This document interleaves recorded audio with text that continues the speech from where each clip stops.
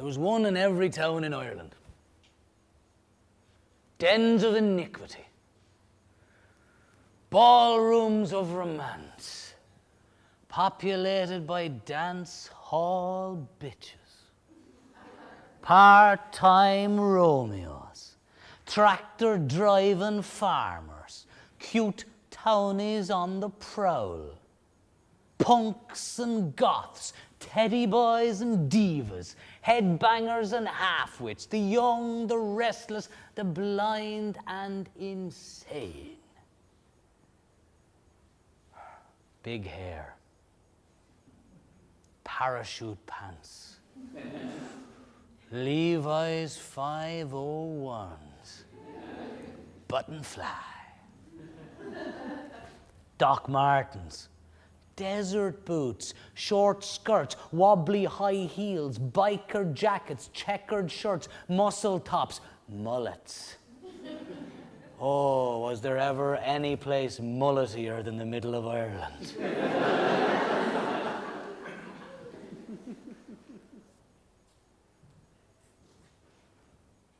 Pancake makeup inexpertly applied.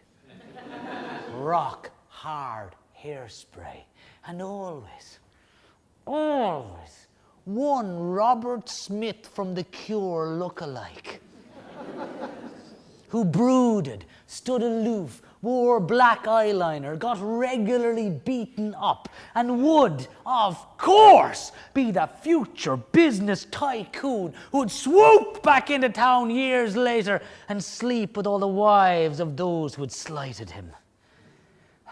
Revenge is a dish best served wonderfully, wonderfully, wonderfully, wonderfully pretty. You know that he'd do every one of you. In Athlone, it was rumours. In Carrickmacross, the legendary Oasis. It was the Palm Club in Rotford Bridge, the Beehive in Delvin, the Palace in Tullamore. It was the Horizon, the Asylum, the ill-fated Stardust in Dublin. In Mullingar, it was Stringfellows in the Lake County in the middle of the town.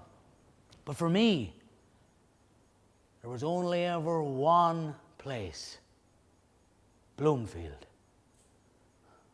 Located 3 miles outside the town on the shores of Lough Ennel, Bloomfield House Hotel today is an impressive 4-star luxury hotel. Indoor gymnasium. Spa and laser clinic, leisure club, jacuzzi. But when I was coming of age in the 1980s, it's where we went to woo women, to cruise chicks and suck face.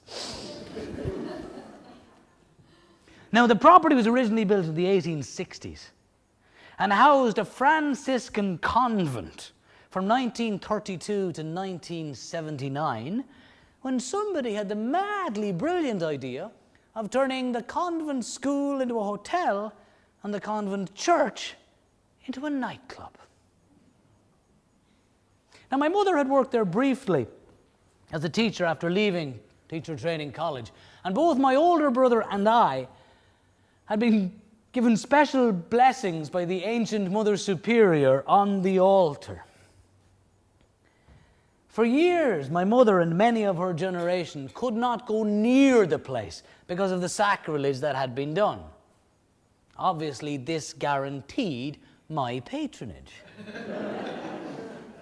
Now, years later, after the diabolical conversion from house of worship to alcohol-fueled dance hall and repository for teenage lust, and the old altar became the prime makeout area. Ground zero for teenage grope fests, the holy grail for sexually repressed Irish youth. It stood 3 steps above the level of the dance floor, the stairway to heaven, we called it.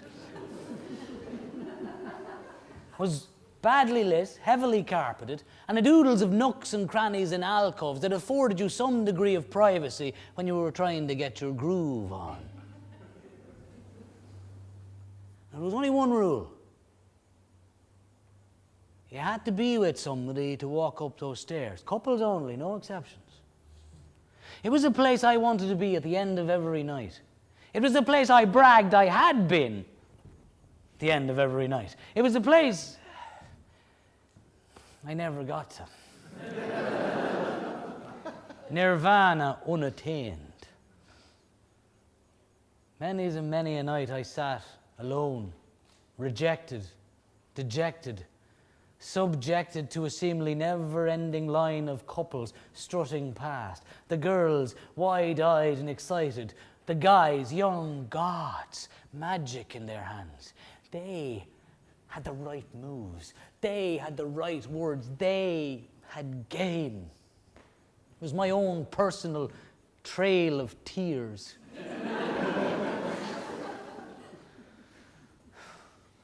Looking back on it from the wise vantage point of now, I'm actually delighted that I didn't have any game back then.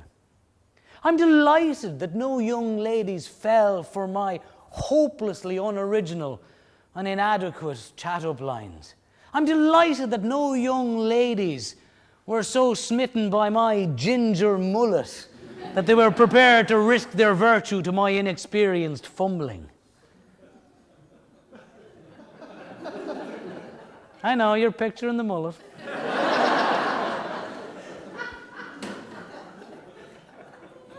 I'll give you a minute.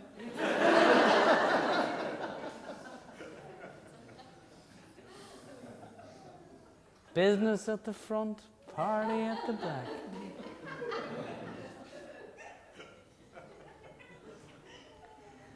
I knew many people who had actually fathered children on that old altar. And were plunged into adult responsibility before they'd any idea who they were or what they wanted. Children having children, it was the ultimate irony. Dreams realized on a musty, beer-stained carpet, surrounded by ecstatic moans and teenage fumblings, ultimately often led to the death of dreams. Perhaps the old altar and the old gods demanded the occasional sacrifice from those that defiled the sacred ground. Perhaps. But I know one thing's for sure.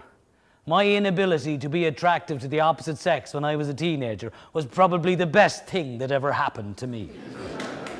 But I digress. What was Bloomfield? Oh! It was magic. It was pure, unadulterated magic. From the scrum on the bus outside the county hall to the last of the hoovered pints. Magic. From that first swagger onto the dance floor to the last desperate slow dance. Magic. It was headbanging and air guitars. It was Come On Eileen and a whole lot of rosé. It was watered down pints and cider by the gallon, Pernod and black currant juice, Southern Comfort and red lemonade, heroic puking. It was murder on the dance floor, death by line dancing accident. It was slam dancing, river dancing, dirty dancing, frenzied, deranged dervish dancing. It was arse-grabbing and tonsil hockey. It was slow dancing that promised the world and more, or the bitter, stiff-armed Frankenstein shuffle when you realized that she was only dancing with you to make another fella jealous. It was an eclectic mix of everything. It was a cry for freedom, the brandy of the damned. It was my youth. In the Ireland of back then, pubs closed at 11 o'clock in the winter, officially. Most of the time they just locked the doors, pulled the blinds down, and the patrons went on their merry ways, drowning their sorrows, solving the world's problems, refusing to go home. Teenagers, being loud, obnoxious, and most importantly, broke, were usually shunted off the premises before the doors were locked. And this is where Bloomfield and its ilk came into their own. There was an arcane law in Ireland which said that dance halls and nightclubs could stay open and serve alcohol until 2 a.m. if they supplied a meal to their patrons. The supper club exemption, as it was known, did not apply to regular pubs. And so on those nights when we were unceremoniously booted out, we headed for the bus outside the county hall at the bottom of the jail hill that would take us the 3 miles out to Bloomfield. Oh, the bus. Only in Ireland could this have been so. The bus, and by bus I mean converted bread van, usually driven by an off-duty police officer, taxied hordes of demented, drunken youth out to the Bloomfield. There were no seatbelts, no capacity regulations. The bus simply pulled up, the driver slung open the back door, and we piled in, literally. There'd be room for about 15 people on the bus. We would put 40 or 50 on the back of this thing in a frenzied jam of arms and legs and cigarettes and bottoms. Sometimes people passed out. Sometimes people got sick. Nobody cared. As long as you didn't die, you were fine. When we get out of the Bloomfield parking lot, the situation would happen again in reverse. The bus would vomit us forth into the parking lot, and we'd stand in front of the building, a night of great expectations ahead of us. What was Bloomfield? It was not having the price of admission and trying to sneak in and getting caught. It was being turned away at the door and being threatened by the bouncers. It was 5 friends having barely the price of 1 admission between them and hoping that that guy, usually me, would find a way to prop the fire exit door open long enough for them to scramble in. It was all in the timing. You had to wait for a fast song and a packed dance floor, because the minute you'd pop open the fire exit door, the alarm would blare and the bouncers would swarm. Now, the 4 fellas who were outside would come running in, already dancing, and launch themselves onto the mayhem of the pulsating crowd, trying to fit in. If you got caught, you denied, and tried to brazen your way out. If that didn't work, you made eye contact with nobody, took it like a champ, and got kicked out. Sometimes it wasn't going to be your night. What was Bloomfield? Oh, it was scarfing down the congealed chicken curry in the upstairs lounge and then heading for the bar. The widely held belief that downing a E. coli-laden, bastardized version of Indian food would somehow protect you from getting drunk was a gospel truth. It was also wrong. This ghastly combination of bad beer and warm curry was a recipe for gastric disaster. The original United Nations Charter actually spoke out against this combination of food. There are even some Old Testament scholars who think the forbidden fruit mentioned in the book of Genesis, that whole garden, it was actually the bad curry warm beer combo. Original Hebrew scholars having messed up the translation. Somehow this never got to my hometown. What was Bloomfield? It was robbing pints and then apologizing when you were caught. Oh, sorry, that was mine. You're all right. That's my one there then, yeah. It was spending all night waiting for the right word from the right girl at the right time, and it never coming. It was talking all night about what you were going to do all night. It was talking all night about what you never got around to doing all night. It was all about being a small-town part-time hero. It was arm in arm with your friends at the end of the night when the night's lights came on and the national anthem blared and you tried to stand to attention and sing, and everybody tried to stand to attention and sing. And couples disentangled themselves and readjusted their clothing and grinned sheepishly and proudly, and buttons were rebuttoned and snaps fastened and shoes found, and piles of coats on the floor became human, and people fell down or moved as if all the bones had been removed from their bodies. And there was something wonderfully, marvelously bizarre about the playing of the national anthem to finish every night in every club in Ireland.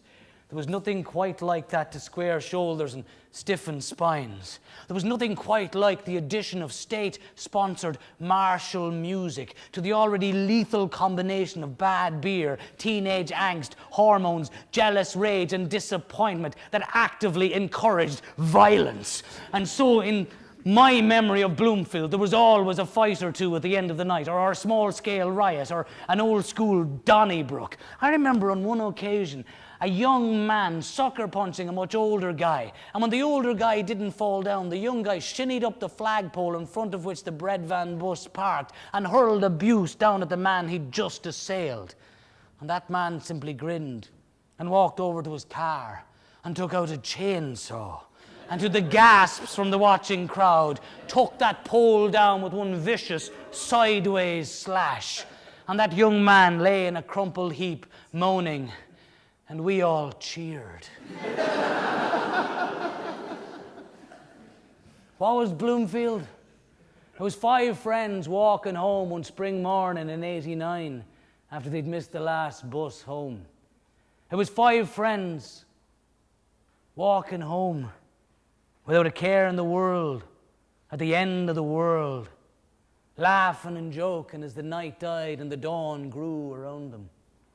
It was 5 friends standing on the roundabout at the bottom of the jail hill at the entrance to the town, saying goodbye and going their separate ways.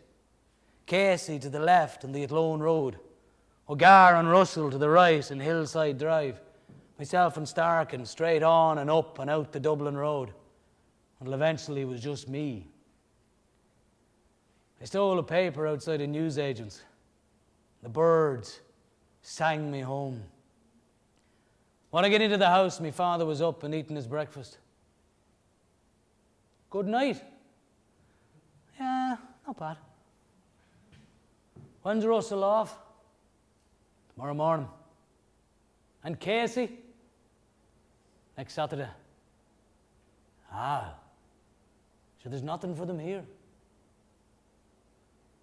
Within 6 months, we were all gone. And in the almost quarter century since that day, we've only been together once.